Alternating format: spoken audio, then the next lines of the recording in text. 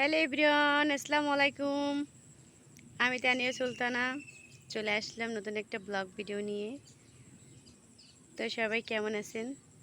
তো গাইস, প্রতিদিন বিকেলবেলা ঘুরতে আসি।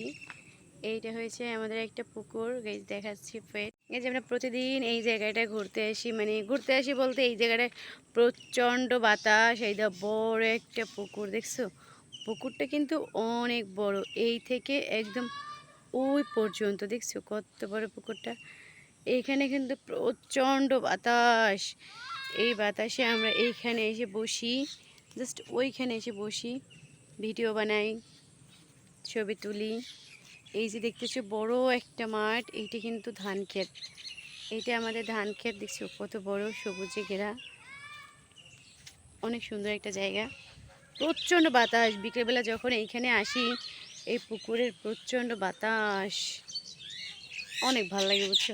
জায়গাটা তোমাদের কাছে কেমন লাগছে ওইটা একটু কমেন্ট বক্সে বলে যেও।